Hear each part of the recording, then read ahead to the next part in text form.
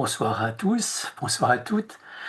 Voilà, donc Benoît Schneider, je suis là avec Bruno Vivi Corsi pour présenter ou échanger avec vous au sujet de ce panorama. Voilà, on va prendre 2 minutes quand même d'introduction puisqu'il y a Denis Jacquet qui est président de la EPU qui est présent. Voilà, vous voyez aussi Mélanie Gaucher qui est responsable du siège de la FFPP. Et puis, il est possible que dise un petit mot de salut tout à l'heure Gladys Mondir, la présidente de la FFPP, mais comme elle était en formation continue tout de suite à assurer une formation, elle ne pourra peut-être se connecter que tout à l'heure. Voilà, donc peut-être, avant qu'on revienne dans le vif du sujet, Denis, tu nous redis un petit mot. Oui. Merci Benoît. Je voulais juste remercier Benoît Schneider et Bruno Vivi-Corsi qui ont réalisé cette mise à jour du panorama des masters de psychologie. Donc, il y a un travail sur lequel ils vont vous donner quelques précisions, mais c'est vrai que c'est un gros travail parce qu'on sait tous que l'offre de formation est régulièrement mouvante, on va dire ça comme ça, évolutive, c'est peut-être plus juste. Et puis, dans le contexte qu'on connaît tous et toutes, qui est celui aussi depuis plusieurs années de la mise en place d'un fonctionnement unifié au niveau national concernant les candidatures en master à travers les différentes plateformes successives, Trouver mon master, puis mon master depuis quelques années. Eh bien, comment dirais-je, la combinaison effectivement des informations disponibles sur la plateforme et des informations recueillies auprès des collègues dans les universités qui ont permis cette mise à jour et donc l'apparition du 11e panorama, de la 11e édition de ce panorama. Et donc, sans plus attendre, je vais laisser la parole aux initiateurs de ce donc, dans le cadre à la fois des collaborations de la EPU et de la FFPP. Désolé, j'ai des soucis avec qui sautent. Mais vous m'entendez, Bruno? Oui, ça coupe pas le son. Bon, donc c'est l'essentiel. Le son est primordial dans cette affaire. Merci à tous les deux et je vous laisse volontiers la parole pour la suite. Il y a un petit mot, Bruno, qu'on t'entende avant que j'attaque. Oui, juste pour contextualiser un peu, cette année, on avait voulu donc reprendre un panorama, puisque le dernier, c'était 2018, et on s'était dit, on va utiliser les plateformes Mon Master pour récolter d'abord pas mal d'informations et ensuite demander aux collègues un retour. Alors, donc, quand on l'a publié avec les retours qu'on a eus, et c'est vrai qu'il y a des coquilles qu'on est en train de corriger. Donc, il va ressortir dans très peu de temps.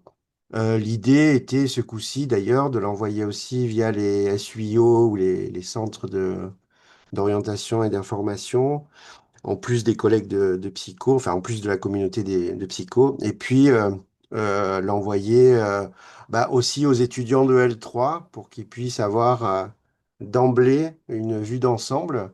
Moi, je me souviens que quand on nous disait maintenant, il n'y a plus besoin du panorama, il y a la plateforme Mon Master. Là, les retours qu'on a eus, ils étaient plutôt très contents d'avoir un seul document où il y a pas mal d'informations synthétisées. Voilà. Donc, en espérant que ça serve au plus grand nombre. Voilà. Ok, je vais reprendre, je vais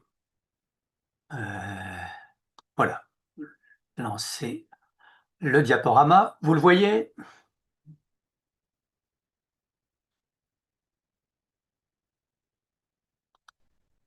Oui, Hein, très bien. Bruno? Oui, c'est bon, oui. Vas-y.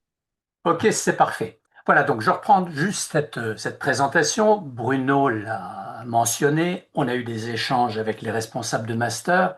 Et d'ailleurs, il y a quelques temps, vous voyez, 1er octobre, on a fait un premier webinaire, en fait, qu'on avait un peu, entre guillemets, réservé aux responsables de master, parce que ça permettait d'avoir une présentation, en gros, qui va être la même, hein. J'ai à peine remis une diapo supplémentaire dans le présent diaporama, mais dans la mesure où ils connaissent, parce qu'ils sont dedans en permanence, cette organisation des diplômes, peut-être qu'on pouvait partir d'un autre type d'échange, puis ils sont impliqués d'une façon différente. Effectivement, il y a eu des retours en attente de correction qu'on va prochainement faire, hein.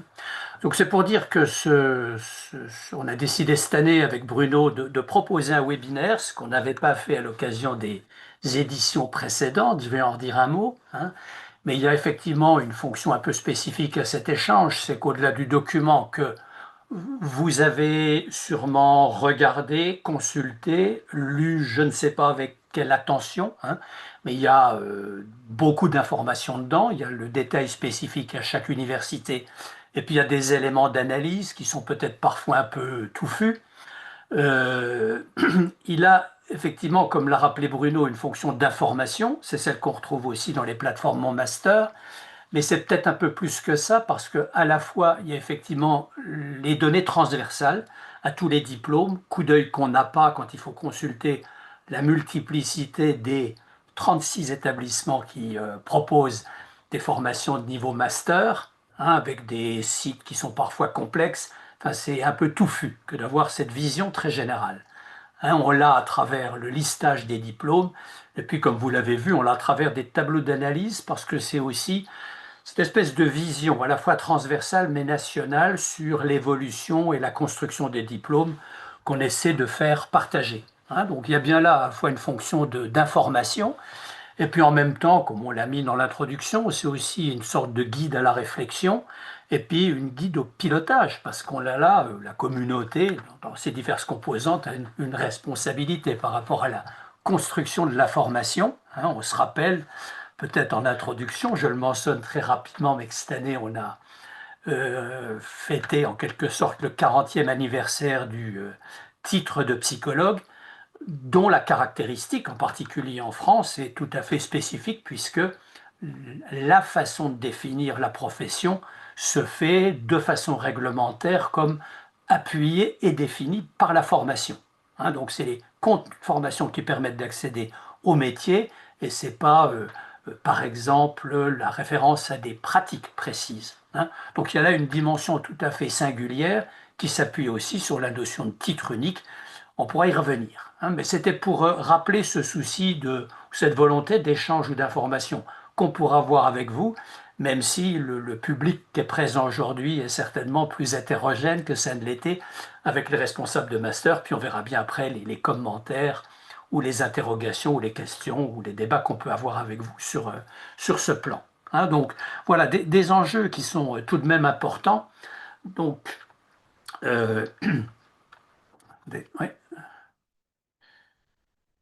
Voilà, j'avais remis là parmi le webinaire les objectifs, un contexte des objectifs, je vais en reprendre, hein, mais quelques éléments d'information, il y aura des préalables par rapport même à l'idée de nomenclature. Là, vous savez, vous avez vu que nos diplômes sont organisés à partir d'un cadrage national qui est défini par des décrets puis qui organise en quelque sorte les intitulés de diplômes, hein, donc existent dans leur quantité et dans leur qualité, je vais y revenir. Hein. Donc ça permet de visibilité à la fois comme grande donnée, traduisement, le nombre de masters, même si on voit qu'on le décline en mentions puis en parcours, mais le nombre de masters, le nombre de places qui sont offertes aux étudiants ont donc une incidence ou qui définissent progressivement la façon dont le nombre de diplômés vont sortir d'une part, le nombre de diplômés accédant au titre de psychologue, donc le renouvellement de la profession se fait. Hein, puis on débouchera sur quelques éléments d'information. Juste pour la petite histoire, voilà donc un contexte, des objectifs. Je l'ai mentionné tout à l'heure, une information au pilotage, un élargissement de la réflexion. Hein. Pour la petite histoire, j'ai repris quelques-uns sur l'histoire des images qui correspondent aux couvertures de ce panorama. Pour rappeler, vous voyez que la première édition, elle a quasiment maintenant 30 ans. Voilà, la première édition qui avait été faite par un collègue de Paris, Jean-Didier Bagot, avec une petite équipe. Et puis progressivement, on a repris les éditions successives au sein de l'AEPU avec des commissions diverses. Là, on ne voit pas bien l'étiquette en bleu, mais je pense que à partir de la troisième ou quatrième édition, j'ai mis moi-même le nez dedans, parfois avec des collaborations extérieures qu'on avait fait avec la troisième édition de 2019. Ça n'a pas duré longtemps. Mais avant qu'on revienne à un document propre qui soit celui piloté par l'AEP. Donc, il y a la présentation de la 10e édition sur ce diaporama. Donc, vous voyez qu'il y a une assez longue étape entre cette édition puis celle de maintenant.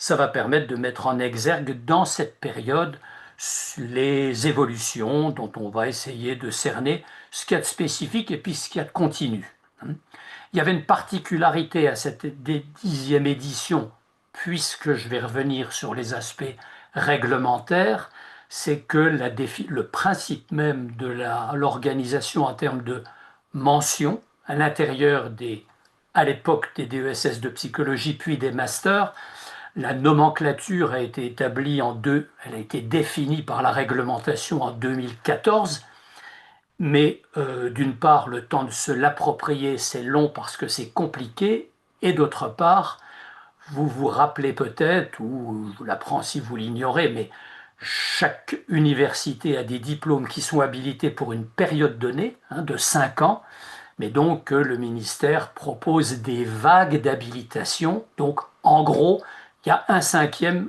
des diplômes qui sont renouvelés chaque année. Donc si une réglementation est intervenue en 2014, ceux qui avaient des diplômes en préparation pour l'année 2015 rentraient dans le changement, mais ceux dont l'habilitation venait de tomber l'année précédente devaient attendre plusieurs années avant d'appliquer ce modèle. Donc c'est rentré petit à petit dans les mœurs et dans les pratiques. Et donc 2018, c'était le premier moment, la première photographie qu'on a eue sur l'évolution de ces masters.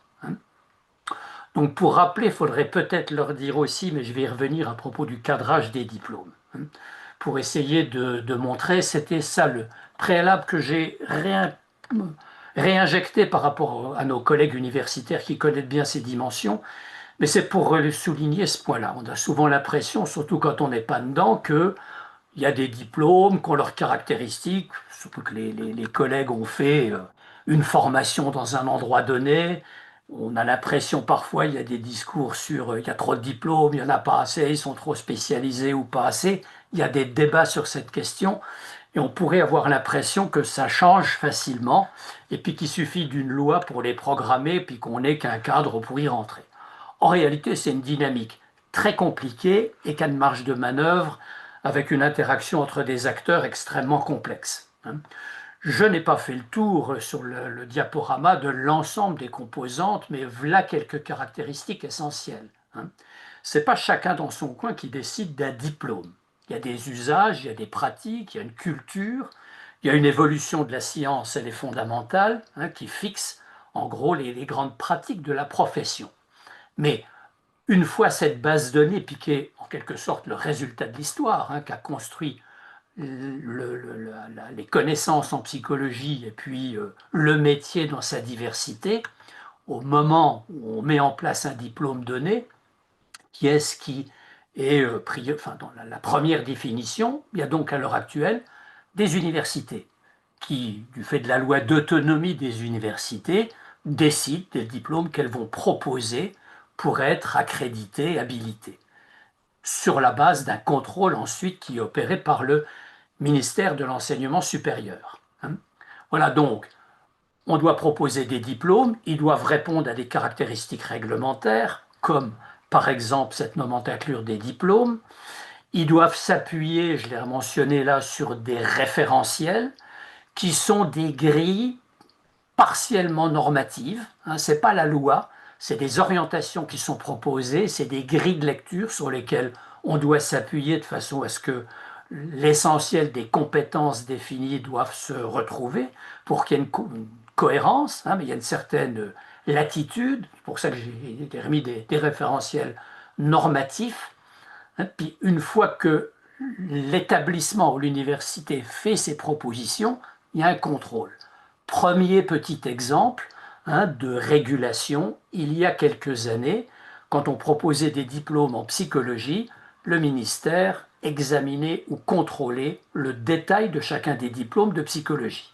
Il pouvait y avoir une intervention, une correction de détail. Ça n'est plus le cas à l'heure actuelle. Dans le cadre de l'autonomie des universités, il y a une sorte de rendu compte global du modèle de formation de toute l'université pour toutes ses composantes et tous ses diplômes. Il y a quelques points d'attention ou quelques corrections, mais la marge de manœuvre est plus grande du fait de la part des universités pour construire les éléments qu'ils proposent. Alors il y a un autre cadrage essentiel, et Dieu sait s'il pèse, c'est qu'on peut rêver de ce qu'on veut, mais il y a des financements. Il y a des financements qui sont à la fois nationaux et repris par les universités. Et par exemple, je ne prends là encore que ces exemples, si on a des normes en gros nationales, une université peut décider qu'elle met 250 heures d'enseignement pour un master, 300 heures, 400 heures, 450 heures. C'est elle qui détermine ses choix. Aucune règle ne dit quelque part il doit y avoir tant d'heures. Hein, donc, c'est des jeux de rapport, de pression, de revendication, de défense de chacun de ces espaces. Hein. Donc, vous voyez, là, une évaluation locale, une évaluation nationale dans un jeu dynamique. Et puis, je viens de redire ici ce qu'il en est de ces sources de financement. Hein. Voilà, donc sans baigner davantage là-dessus, on pourra reprendre ces choses-là en discussion, mais on voit bien qu'il y a des dynamiques de construction qui sont progressivement compliquées. Hein. Voilà, puis là aussi, c'est plus des éléments de discussion, mais pour cadrer le sens de l'histoire. Est-ce qu'on est vers plus de liberté ou plus de contraintes? Hein, plus de liberté parce qu'il y aurait cette autonomie des universités. Quelle liberté ont chacun des collègues universitaires de créer du nouveau ou bien de se fixer dans des grandes orientations, ou plus de contraintes parce que, je vais être simple, il y a de moins en moins d'argent et ça on le sait, et ça s'accentue encore fortement. Voilà, on est pris dans ces dynamiques à un premier niveau.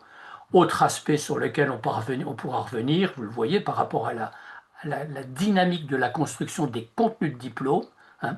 On peut revendiquer ou partir d'idées de régulation par ou pour la profession. C'est quand même important pour un métier qu'il y ait des grandes lignes, des grands référentiels, qu'il y ait une certaine cohérence, des minimums attendus quand on est dans le champ de la psychologie clinique ou du travail. Il y a des bases nécessaires, mais en même temps, doit-on, peut-on, dans quelle mesure faut-il créer, parce que la connaissance évolue, des nouveautés, qu'elles soient largement partagées ou bien sectorisées, hein. Ou bien là encore, est-ce qu'une université va se dire il faut répondre aux attentes nationales par rapport aux besoins des psychologues, ou bien localement, parce qu'on a des enjeux d'une politique locale, par exemple soutenue par les régions, il faut des formes de spécialisation avec des particularités un peu électives parce qu'on a une originalité quelque part. On voit là qu'il y a des choix politiques qui peuvent être discutés, hein, pour lesquels les réponses ne sont pas simples. Voilà. J'en reste là de ces considérations générales. Je reviens à cette question de la nomenclature.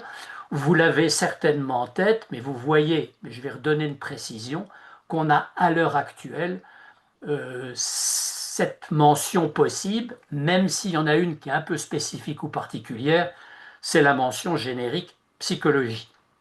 Voilà. Comment elles ont été construites? En 2014, en gros, enfin dans les 2 années qui avaient précédé, avait été annoncée la nécessité de créer des mentions, pas qu'en psychologie, hein, partout.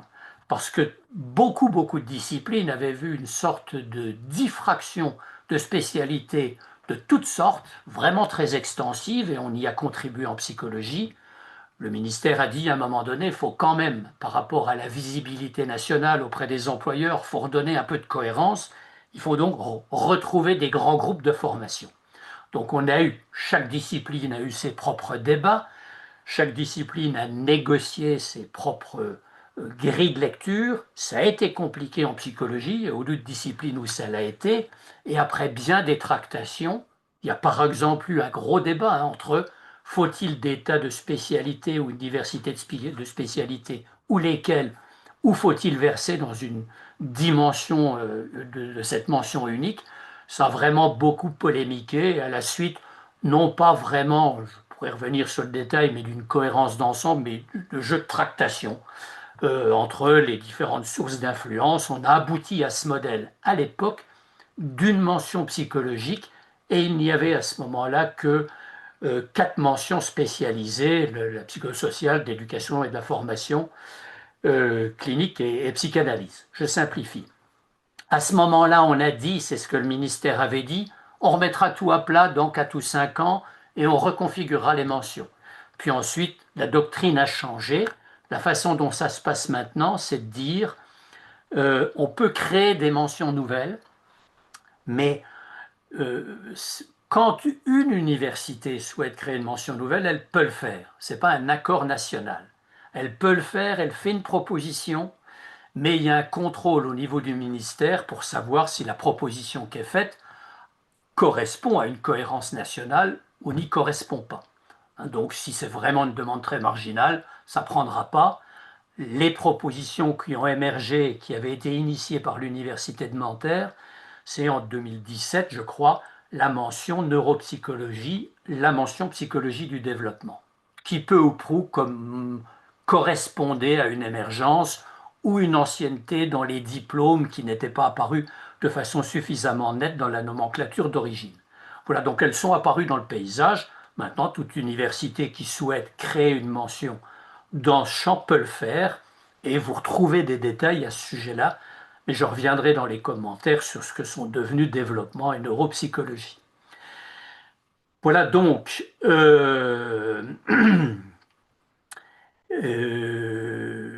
voilà, on a donc vu ces évolutions. Je vais revenir vers un tableau, je laisse tomber la deuxième partie du diaporama, mais j'ai repris ça, c'est un tableau qui n'existe pas dans le panorama tel qu'il est là, qu'on retrouve dans différents textes antérieurs que j'avais fait ou dans les anciennes versions du panorama. Ça a bougé au fur et à mesure.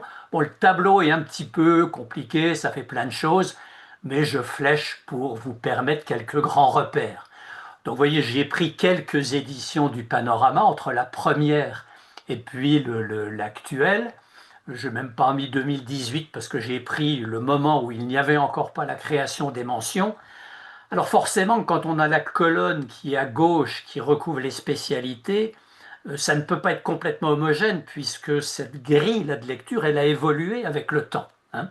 Mais on garde quand même des grands champs. Hein. Social, travail, organisation, c'est sûrement la catégorie en quelque sorte qui est restée la plus stable dans sa définition. Hein. Mais longtemps, par exemple, on a eu un champ en gros qui était le développement et l'éducation, qui était unique et qui s'est scindé un peu au moment de la nomenclature des diplômes parce qu'il y a eu une mention éducation, formation et non pas développement qui est apparu. Hein. De la même façon qu'on avait plutôt un champ en gros de la psychologie clinique qui s'est diffracté au moment de la. Mais c'était là aussi le résultat des jeux de rapport de force entre une santé plus générale et puis une approche psychanalytique. Je vous renvoie à l'intitulé officiel et long des diplômes. Hein, la neuropsychologie, ben ça par exemple, c'est un petit point sur lequel j'attire l'attention dans l'histoire, c'est que quand on était, maintenant il y a la nomenclature des diplômes, mais dans toutes les premières versions des masters et des anciens DESS, on n'avait pas de catégorie officielle. Quand on faisait le panorama, on inventait des catégories, qui étaient les trois grands champs en fait, social, travail, clinique et puis éducation, développement. Mais c'était une construction décidée par les promoteurs du, du, euh, du panorama. Mais quand on est en 2015, c'est pas que je l'avais refait là, à ce moment-là, le panorama, il y avait quand même une caractéristique, là, un groupe manifestement de master ou de DESS à l'époque qui émergeait, pas toujours de façon très très nette, mais on voyait bien que c'était en train de monter depuis une dizaine, une quinzaine d'années. Et à ce moment-là, je fais une petite rubrique cognitive neuro. Hein, les deux termes ont suivi une évolution un petit peu différente, mais à nouveau, le champ de la neuropsychologie est vraiment apparu. Hein, l'ergonomie, car sa caractéristique historique, j'en mis aussi parce qu'il y en a, ça a même été plus important à un moment donné, les dimensions de type justice, criminologie. Hein. Je le prends aussi comme exemple parce que j'évoquais tout à l'heure l'évolution de la science ou des dimensions sociétales. Parfois, ça colore les diplômes. Hein. Quand on a été dans les années 2010-2015, il y a eu un groupe d'années où il y a eu les phénomènes d'attentats, les phénomènes de justice qui sont montés. On a vu à un moment donné davantage de masters qui sont spécialisés dans le champ, et puis ça s'est refondu petit à petit dans les masters de psychologie clinique. Hein, donc voilà une sorte de grille, donc vous voyez que ça a bougé progressivement, hein, puisqu'on peut faire apparaître aussi la perte, hein, la disparition progressive des masters recherche, les DEA ou les masters recherche qui n'existent plus en tant que tels, donc ont progressivement disparu, ils ne l'ont pas fait tout de suite. Hein. Mais en gros, on voit, et ça c'est l'éternelle discussion, vous voyez le nombre total de diplômes qui existaient, ils ont grimpé. On a souvent dénoncé ça. Bon, d'une part, il faut bien faire valoir que quand on regarde le nombre de places étudiants, on voit sur les 30 ans considérés qu'on a, enfin le nombre de places offertes, hein, qu'on a plus que doublé. Hein. Donc la psychologie a pris une grande place. C'est aussi une caractéristique de l'enseignement supérieur, mais là c'est quand même très très net. Il y a plus d'étudiants, donc il y a plus de diplômes. Mais c'est tout de même, et c'est ce que permet au final tout de même la question de cette nomenclature, souvent on dénonce, on voit dans beaucoup de textes ou de commentateurs le fait de créer toujours plus de diplômes, chacun irait de sa petite spécialité, et puis qu'on aurait un univers absolument diffracté. Quand on revient à des composantes plus globales, certes il y a des sensibilités, des spécialités locales, mais quand on regarde les contenus, même s'il y a des appellations un peu différenciées, on n'est tout de même pas, et loin de là, dans un univers informe. Hein, donc il faut regarder ce jeu entre les parcours et les grandes catégories que pose la nomenclature. Hein, donc on a toujours cette alternative entre on n'est pas dans un univers qui s'est changé de façon radicale. Et on a été même surpris avec Bruno quand on a repris avec un regard d'analyse, la comparaison entre 2018 et 2025, sur 7 ans, je m'attendais à un petit peu plus de différence, avec Bruno aussi, hein. On s'attendait à ce que c'est plus bougé, pas tellement au final, hein, pas tant que ça. On a quand même cette cohérence qui demeure. Voilà, après dans le détail, on peut y revenir. Hein. Voilà, donc là aussi, c'est quelques découpages. Ça fait beaucoup d'informations indirectes, mais ça n'est que de la reprise, même si c'est une forme un peu différente des informations qu'il y a dans le panorama et que vous pouvez vous retrouver. Mais ça donne une idée en termes de volume, en quelque sorte, indépendamment du nombre de masters, des places qui sont occupées, enfin, la place occupée par chacune des grandes spécialités. Hein, on voit bien qu'en gros, ce qui tourne autour de la clinique santé, à partir du moment où ça englobe la spécialité type psychanalyse, voire même on est aux franges, hein, c'est pour ça que je les ai remis en parallèle avec le développement, la neuropsychologie qui n'est pas très éloignée. Hein, on voit que ces composantes-là sont tout de même les plus importantes dans le champ professionnel. Hein. Il n'y a pas de variation massive, mais on voit bien quand même une répartition qui est tout de même assez nette, qui se retrouve à la fois en termes de nombre de places offertes aux étudiants, puis en termes de nombre de parcours. Si je devais faire, je ne suis pas sûr que ça ressorte, il y a peut-être quelques commentaires refaits dans le panorama là-dessus. Ce qu'on a vu évoluer avec le temps, ça c'est quand même une caractéristique nationale assez nette, hein, c'est les places qui sont offertes dans chacun des masters, c'est l'effet de oui, aussi là, de la façon de réguler, y compris financièrement, les diplômes par les universités.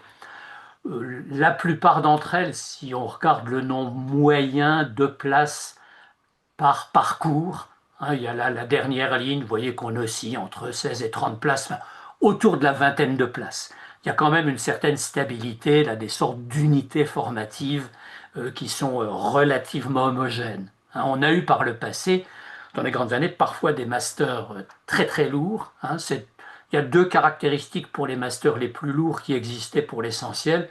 C'est à la fois le plus souvent des universités parisiennes et des universités dans le champ de la clinique. C'est là qu'il y avait vraiment d'énormes proportions sur Paris-Cité, qui était à l'époque Paris Descartes. Là, il y a dû avoir des promos de plus de 400 étudiants. Il y en a eu aussi à Paris 7. Voilà, mais ces modèles-là ont disparu. Hein, voilà, pour une série de raisons, là aussi, sur lesquelles on pourra revenir, mais qui correspondent à une certaine vision aussi de la profession et de la formation qui a bougé.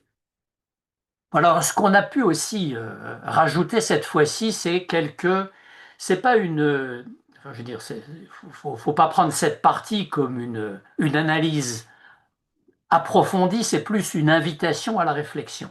Hein, c'était de se dire, voilà, on forme des professionnels, on forme des psychologues, ils cherchent à s'insérer, c'est une dimension importante. Tout à l'heure, on parlait de l'habilitation des diplômes.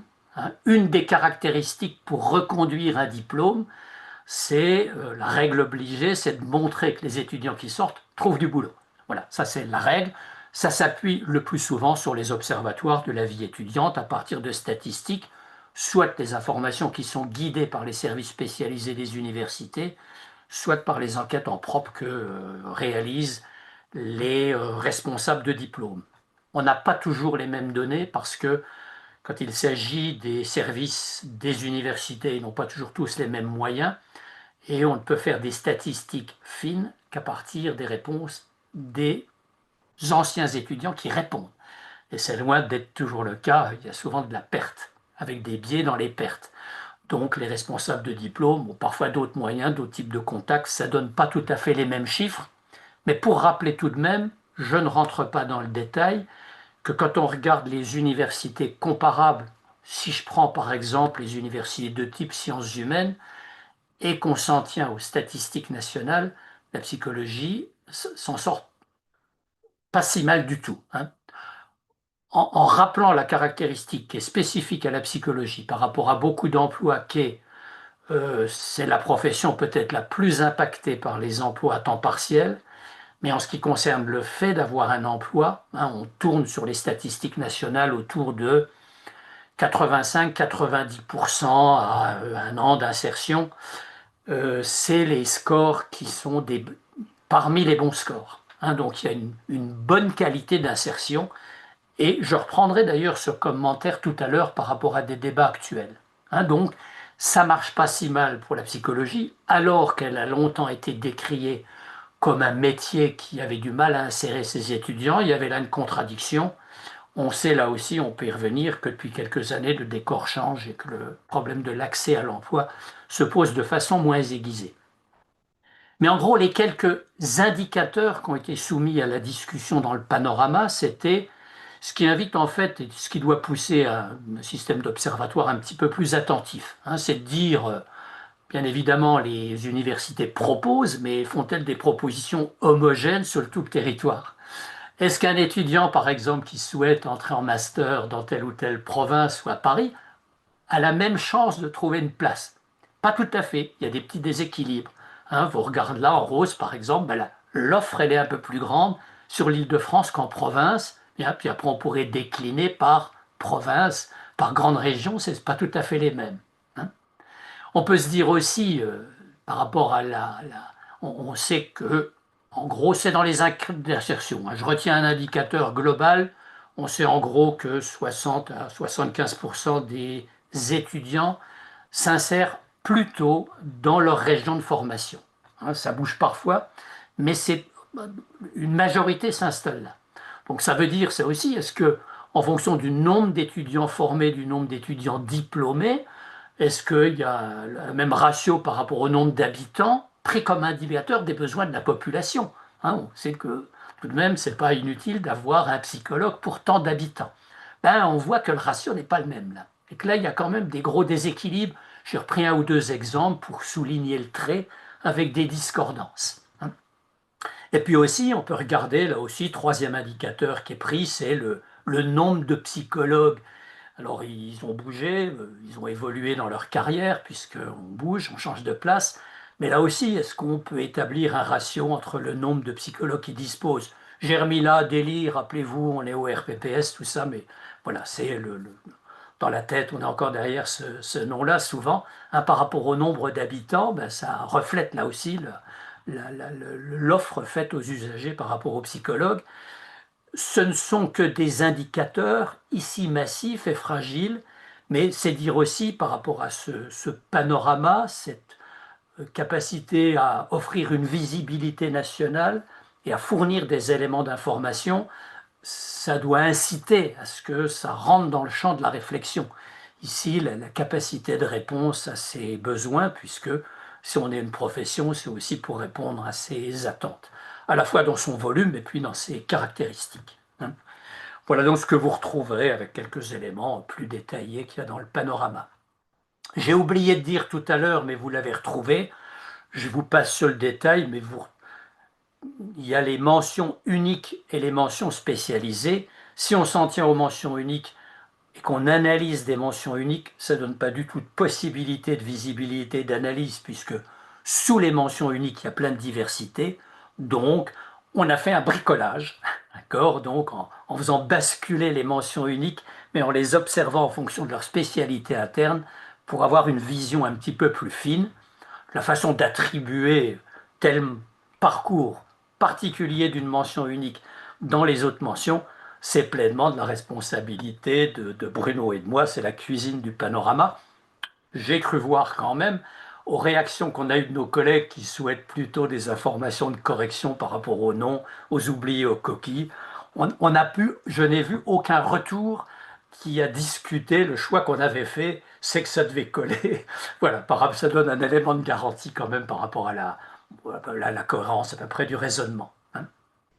Voilà donc les questions qui sont ouvertes, dont on peut en discuter d'autres si vous voulez, mais c'est ce qui était pointé en introduction tout à l'heure. Voilà, est-ce qu'il faut innover? Comment prendre en compte des besoins? Comment aussi les clarifier par rapport à cette visibilité nationale ou bien les grilles internes qui correspondent à la formation qui est sous-tendue par le master? Un besoin d'outils, je viens de le mentionner. Oui, on a des besoins d'analyse au plan national pour mieux piloter l'offre et la proposition de soins, même si la mise en œuvre est compliquée. Et là, je renvoie aux modalités de construction des diplômes avec lesquels j'ai démarré, hein. Sûrement, ce serait un autre débat, il est en continuité, mais c'est de la formation initiale, hein. Comment se pose en France la question de la formation continue? La formation continue, y compris la formation continue diplômante, puisqu'elle va marquer, influer sur le parcours professionnel et les évolutions de carrière des personnes, hein. Je reprends cette question un peu en dessous. Sûrement, et on l'avait évoqué avec Maria Pereira à l'occasion des 40 ans, vous voyez, quand je mets, il y a une rubrique sur l'émergence du privé, hein. Entendons-nous bien, dans le panorama, vous retrouvez j'ai dit, les établissements nationaux, les universités. Il y a un établissement public qui relève de l'État, qui est le CNAM, et puis il y a des établissements privés conventionnés, hein. Il y a en particulier les universités catholiques. Je les considère dans le panorama et ils ne visent pas mon commentaire. Pourquoi? Parce que leur procédure d'habilitation par le ministère à ces universités, telles qu'elles sont conventionnées, relèvent de grilles de lecture et de contrôle en gros identiques aux universités publiques. C'est-à-dire l'appui par la recherche, la cohérence de la formation, tout ça, elles répondent aux mêmes exigences, hein. On voit à côté de ça, et vous le voyez sur des sites divers, tout un ensemble de formations, d'universités qui arrivent sur le marché, avec une double caractéristique d'ailleurs, c'est le poids leur nombre, le fait qu'elles soient parfois à distance, voire même parfois à l'étranger, et qu'elles sont parfois trompeuses dans l'offre, parce que souvent elles revendiquent de possibilités d'insertion pour les étudiants ou de diplomation qu'elles n'ont pas. Mais donc elles montent quand même en force, et c'est une vraie question, surtout quand elles coûtent cher et qu'elles ont des moyens par rapport aux difficultés qu'a l'enseignement public, hein. Voilà, ça renvoie aussi cette question de la structuration des diplômes avec leur nombre d'années, là, la licence, le master, au débat qui est en cours, dont on pourra rire deux mots qu'on avait initié, qui est celui de l'allongement des études et de ses modalités. Euh, voilà un peu les grands thèmes, mais je préfère peut-être tout de suite en rester là, même si je pourrais redétailler l'un ou l'autre point.